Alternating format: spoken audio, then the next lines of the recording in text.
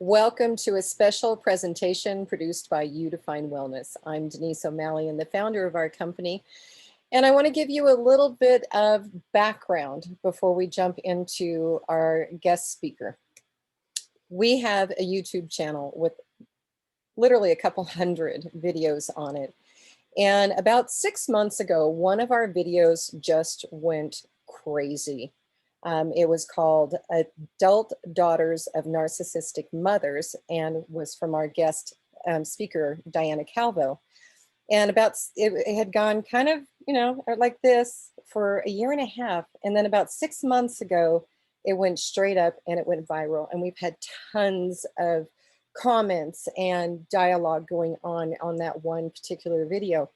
And so I've invited Diana Calvo to come back for a command performance and to go in a little bit deeper. So it is my pleasure to introduce all of you to Diana Calvo, the owner of Diana Calvo Coaching. Diana, thanks for joining me today. I am so glad to have you here. Thanks for having me, Denise. I'm excited. It's going to be fun. So you have privileges to share your screen. So if you want to go ahead and get that started. Okay. Let me go ahead and start this up.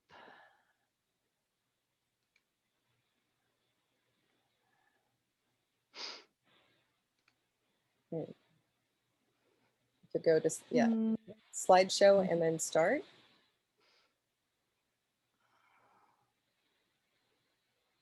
Yeah, I usually just press this. That's what I usually do. Okay. There we go. It's perfect. Okay, just 1 second. All right, is that... No, I need to do it the other way. It looks good on my end. Okay, sorry, it just takes me a second because you're over there. Okay, so you're seeing the slides? We're seeing the slides. Okay. All right, fantastic. So I will go ahead and get started.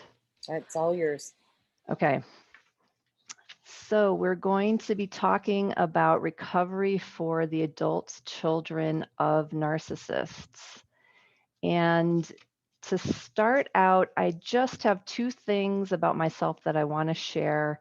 The first one is that I myself am a survivor of 2 narcissistic parents. And the second thing is that I am currently a coach and a psychotherapist, and my private practice is completely dedicated right now to other adults who have narcissists in their lives and who are working on their own recovery journey. So in the conversation today, we're going to talk about recovery as making sense of your experience. And there's basically 4 parts to this talk. The first thing I'm going to do is provide a little bit of context for defining recovery in this way. I'm then going to give a roadmap for what recovery looks like. And then I'm going to share a couple insights around the recovery process, and then we'll wrap it up with a conclusion. So in terms of context, the first point is just to call attention to the fact that we're really in what I like to call an information palooza around narcissism. So as I'm sure many of you know, there is a ton of information available for free on the internet. And really all you need to do is go to Google, and there's so much that you can find. And this availability of information is really a wonderful, wonderful thing for those of us in recovery, and especially in the beginning stages of recovery. It's so important to know that narcissistic abuse is a real thing and to begin to understand it as a phenomenon. And as I, look at what's readily available on the internet, what I see are things like lots of definitions, lots of terminology, and lots of describing what it feels like to be in a narcissistic relationship. And then, of course, just a ton of mutual support. So survivors online in different forums helping each other out. So there's a lot of information out there. And I just raise it to say that this presentation is not going to be covering that type of data, since you can get that for free. What I want to do in this presentation instead is share with you some of the insights that have come from my work with other adults in recovery over the last 3 years. The second piece around context, here we have some high achievers. And what I've found is that the people who are seeking me out for my coaching and psychotherapy support are predominantly high achieving adults. And what I mean by that is these are people who appear to have all the trappings of a successful life as it's popularly defined in Western culture. So people with a lot of education, successful careers, relationships and kids, home ownership, vacations, and this sort of lifestyle. And as a result of that, I've really had this opportunity to observe what recovery looks like for high achieving adults. And I want to share what I've learned with you, or parts of what I've learned with you in this presentation. So this is very much geared for people who identify as high achieving. Okay, so let's talk about the roadmap. And in this scenario here, what I'm talking about is a roadmap for what recovery looks like for the adult children of narcissists. And again, I'm defining recovery as making sense of your experience. And what I'm showing you here is not coming from, and there's so much literature and information available on narcissism. I haven't seen this in any of that literature. This is coming directly from my work in private practice. And so I really see 5 steps in this roadmap. And so the first one is really realizing that something has happened to you. So coming to terms with narcissism and narcissistic abuse as an actual phenomenon, a thing that happens. The second piece is really defining what it is that happened. And so starting to understand all the different aspects of narcissistic abuse, and that there are patterns and things that happen in a predictable manner, and kind of starting to wrap your head around that. The third piece is understanding the devastation of the situation. So for those of us who grew up with narcissistic parenting, it's really all that we know, and we think that it's normal. And so it's really a process to come to terms with the fact that it's not normal, and that there's other ways that families operate and other ways that parents can parent. The fourth piece is around situating your experience in the context of intergenerational trauma. And so in just a second, I'll talk a little bit more about what that means. And then finally, integrating your experience fully. So in terms of the information palooza that I mentioned before, I think a lot of the information that is readily available through Google has to do with the first 2 pieces of this roadmap. So realizing that something happened to you and defining what it is that happened. And again, it's really encouraging to see all of this interest in narcissism, and that it's becoming so readily available to the public, and that so many people are beginning their recovery journey just by going to Google. And it's wonderful to see that kind of access. The last 3 pieces around understanding, situating, and integrating, I don't see as much readily available, but this is what I have seen is happening behind the scenes in the one-on-one work that I'm doing with clients. Okay, so next, let's talk about those last three pieces of the roadmap. And I want to give you some insights that I've seen. So the first question we want to answer is, why is narcissistic parenting so devastating for children? And one big reason for this, and one really key reason, is that children who have narcissistic parents learn shame. And there's a difference between shame and guilt. So guilt is this idea that I've done something bad, but shame is the idea that I am bad. And this can look like feeling like a burden, feeling like a problem, the sense of being unwanted or unloved, and having low self-esteem or low self-worth. And, the parent is actually teaching the child to see herself in these negative ways. So the shame doesn't pop up out of nowhere. It's actually a learned way of looking at yourself and understanding yourself. Very much an unconscious dynamic that's happening between parent and child. So, it's parents are not necessarily 100% in touch. Narcissistic parents are not necessarily 100% in touch with the pain that they're inflicting.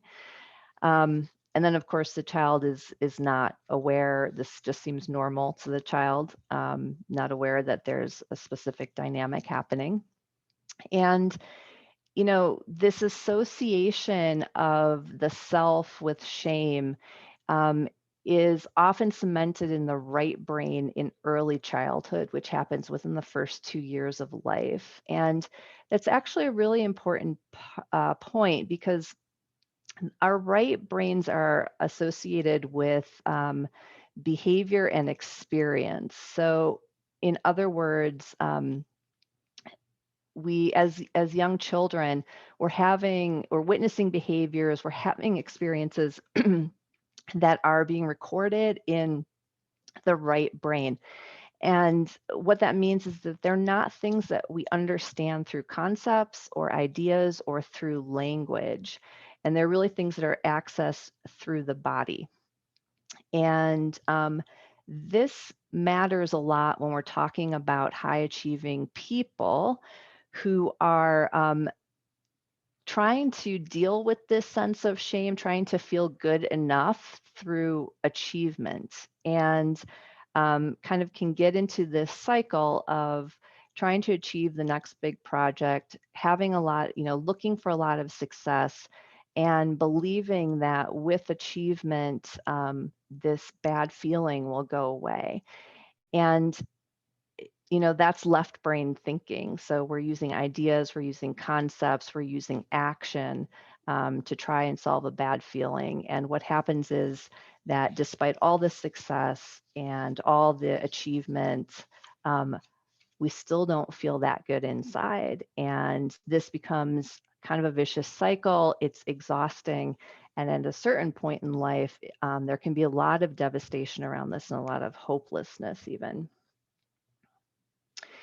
And then the last thing I wanted to mention is just that we can unlearn this association of the core self to shame. So we can definitely unlearn that, but it does require facing the painful reality of having narcissistic parents.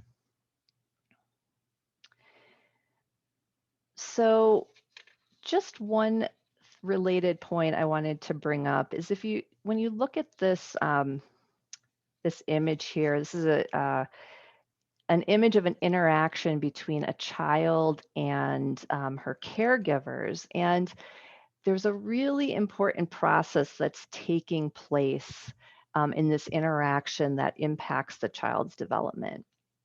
So we look at it and just see happy baby, happy parents, but there's actually something happening beneath the surface that is impacting how this child is going to understand herself and how she's going to view what's possible in relationship for the rest of her life. So, to just explain it really quickly, we could imagine that this child is feeling joy right now in this picture. And the parents see the joy in this child. So they see the joy in the child's face.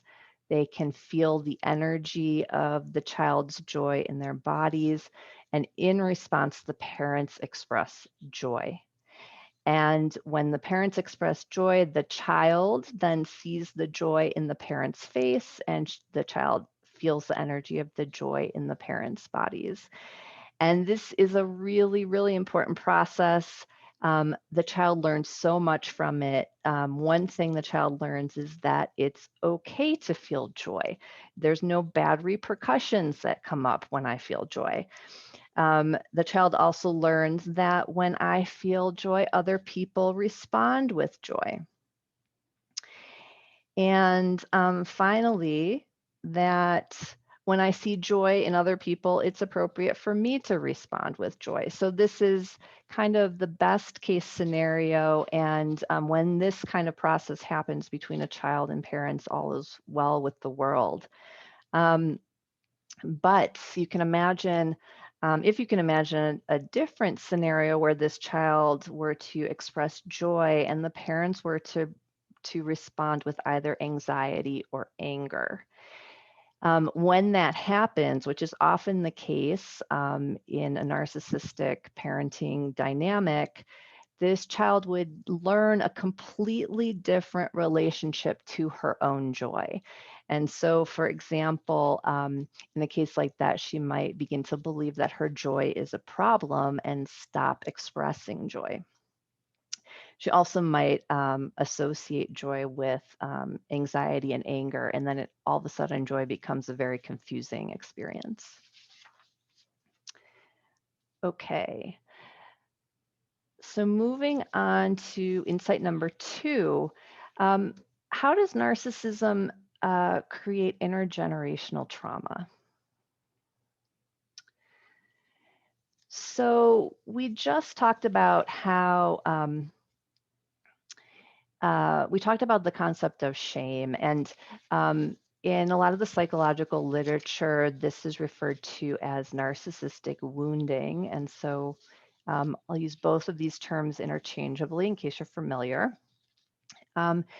And basically, what happens is that when an individual is experiencing narcissistic wounding, which is the same thing as really associating their core self, the essence of their being, with a feeling of shame, that is an intolerable feeling to have. And so different people will respond to narcissistic wounding in different ways. And one potential response is pathological narcissism. And in the case of people who have pathological narcissism, they essentially create a fake self, a second fake self that is special. And so the idea here is my shame is so unbearable to feel. I'm going to create a fantasy world with a fantasy self. And in this, this thing that I've made up, I'm the best person, I'm the most special person, and I'm better than anyone else. And it's essentially a coping mechanism for dealing with a sense of unbearable shame. Now, other people will respond differently. And there are 2 other categories of responses that are very common. And so one is the high achiever. And this is the person who responds to this feeling of shame by saying, I must do more. So always chasing the next accomplishment, the next success, the next project to prove their worthiness. And again, this is a different response to that same sense of shame associated with the core self. And then the final category here is self-sabotage. And so this is the personality that says, you know what, there's actually no point. So don't feel good about myself, and don't really see a way to be able to feel good about myself. And so I'm not even going to try. So I think what's really interesting about this is, in terms of intergenerational trauma, a really common pattern that takes place is we have a parent who has the narcissistic wound and responds to that wound by exhibiting pathological narcissism. And then that parent has a child. The parent inflicts the same wound of shame onto their child. And then we see children who respond as either high achievers or with self-sabotage. And so I think that it's in the recovery process, what's interesting is to work with people around really wrapping their heads around the fact that, you know, my parent and I, my narcissistic parent and I actually share the same core wound. We've just manifested it in different ways. And so that is why, or one of the reasons why it is so important in the recovery process to work with that core wound and to heal that core wound so that we can stop the cycle of abuse and stop passing down trauma from one generation to the next. Okay, insight number 3. What does it look like to integrate my experience? So, the goal that comes up very frequently when working with high achieving clients around narcissistic abuse is to get to a point where having a narcissistic parent is not the defining characteristic of who I am and how I see myself, but instead having a narcissistic parent is just one of many defining life experiences. And we want to get to a point where we can actually feel the pain of what happened, but not be consumed or overwhelmed by it. And so in my work with clients, I've really seen 3 key components to getting to this place of integration. And so the first part is the psychoeducation. And again, as I mentioned before, so much of the information, the initial information that you need to begin to understand narcissism as a phenomenon and how it's impacted you is available for free on the internet. This is the terminology, the definitions, the descriptions of what it feels like. And most of the clients who I work with already are very well along the way in terms of psychoeducation by the time that we start to work together. The self-study piece is where I offer a lot of support. So, and what I see as being most effective is when the client gets very willing to stop focusing on the narcissist and all the things that the narcissist has done wrong and becomes really ready to start focusing on the self and start looking at the impact of the abuse on the self, and also to start looking at that sensation of shame.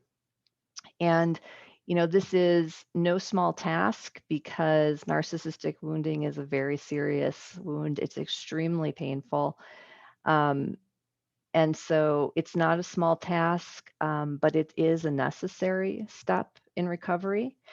And it's really about shifting the focus from everything that's going on out there and starting to look in here at the impact and allowing the impact, allowing yourself to understand the impact. And then the last piece is really skill building. And so, in childhood, we are learning as I showed in that image, from our parents, ways to understand ourselves, ways to understand relationships that don't really serve us later in life. And so we need to unlearn that and learn new ways of understanding ourselves and others and the possibilities in relationship. And so there's a lot of skill building work that can be done as an adult. A lot of it has to do with communication, with boundary setting, relationship skills, with processing trauma, working with activation, self-care, etc. Okay. So just as a final thought, so I just to recap what we did today, we defined recovery as making sense of your experience, um, and I provided a roadmap for what recovery looks like, and that's coming directly from the work that I've done in private practice with high achieving clients. And we really focused on the last 3 of those 5 steps in that recovery roadmap, because that's more of the work that happens in one-on-one scenario behind the scenes. And that's kind of what you might expect to have happen after you've done that initial research and done that initial foray into the psychoeducation.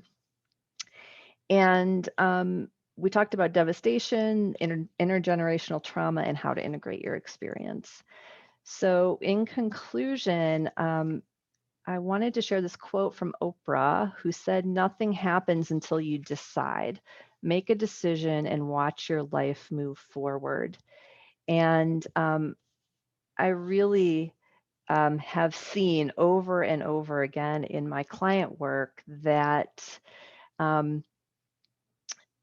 that it is so possible to recover from narcissistic abuse, and that I'm witnessing many people make a lot of changes in their lives, and changes on the outside, but I think even more importantly, changes on the inside, and really learning to feel differently on a day-to-day basis and feel better. And the number one reason, in my opinion, that their lives are changing is because they made the decision that it was time to change. So I wanted to leave you with that. And that's the end. Thank you. That was fantastic. Thank you, Diana.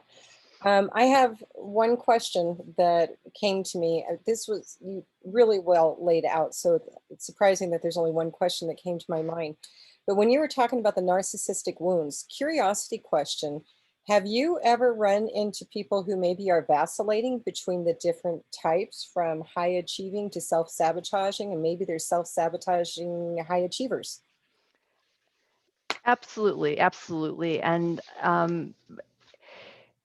it's just that people tend to identify predominantly with one or the other. But I think you raised a great point about the complexity of human beings, and we don't fit into boxes. And so, yes. Yeah, it is possible. Absolutely possible. Um, Fantastic. I want to share with you one more time Diana's contact information, and I urge everyone to, if this is resonating with you, I mean, this was not What is a Narcissistic Parent 101. We've done those videos in the past, and I encourage you to go to our YouTube library or our website and find more. This is really taking you that next stage. And as Diana, as you said, this is not information you're finding on the internet. And so it's extremely valuable information. The other thing I want to leave everyone with is this has been sponsored by You Define Wellness. And I'm not going to go into detail about what all we do, but we are a workplace employee benefit program for healthy living. And Diana is in our network. She's part of our provider network. And we focus on providing access and education. And you'll find all kinds of different services that are available and education in these areas on our website. So I encourage you to go visit our website. And also our Facebook page and our LinkedIn page. We have events that we are hosting literally every single week. We have something going on. And I absolutely encourage you to come over and take a look and see the work that we're doing. And if I can assist you in any way, please reach out to me, and let's talk and see how we can help you with what it is that's going on, perhaps in your company or in your life.